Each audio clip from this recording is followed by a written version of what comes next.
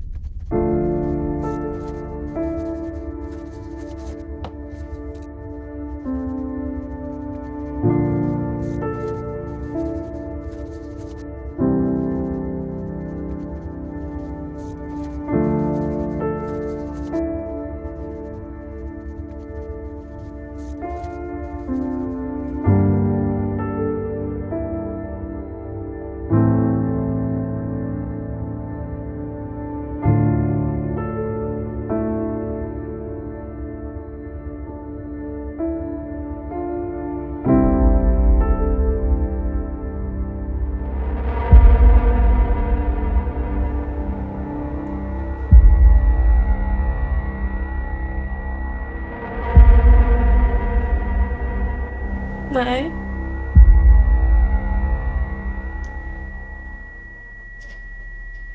ខ្ញុំសោកម៉ែ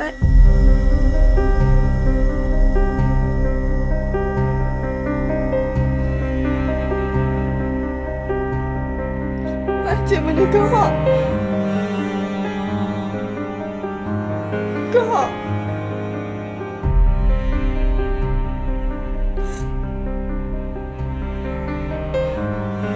ម៉ែតែងតែប្រាប់ថាម៉ែឆ្អែតហើយ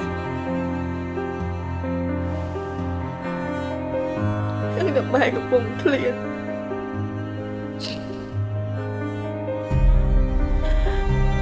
ម៉ែតែងតែថាម៉ែអត់អីទេចឹងតែម៉ែកំពុងតែឈឺ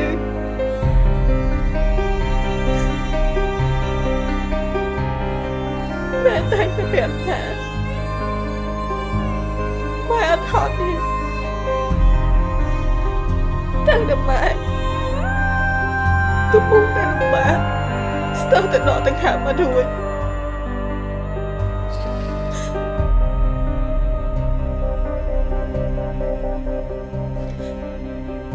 ម៉ែតែងតែប្រាប់ថាកុំបារម្ភពីម៉ែអីតែម៉ែកំពុងតែអ្នកទៅអ្នកហើយនឹងភាពជឿចាប់តែម្នាក់ឯង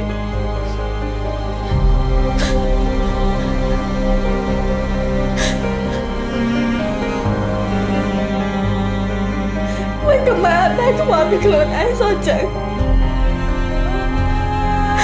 មិនក៏ម៉ែទៅខ្លួនឯងចោលចឹង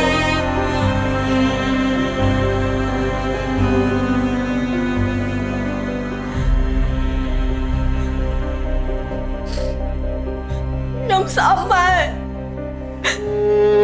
មិនកុហកខ្ញុំសោកម៉ែ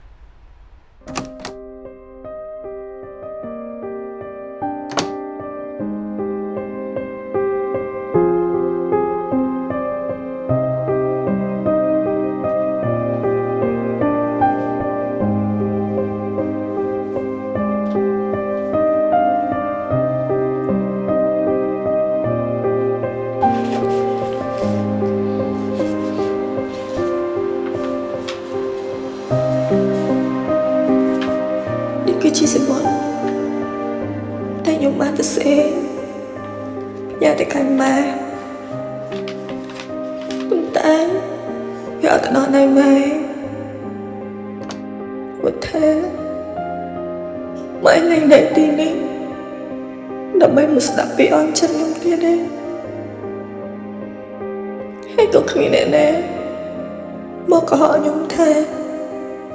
អត់អីទៀតដែរ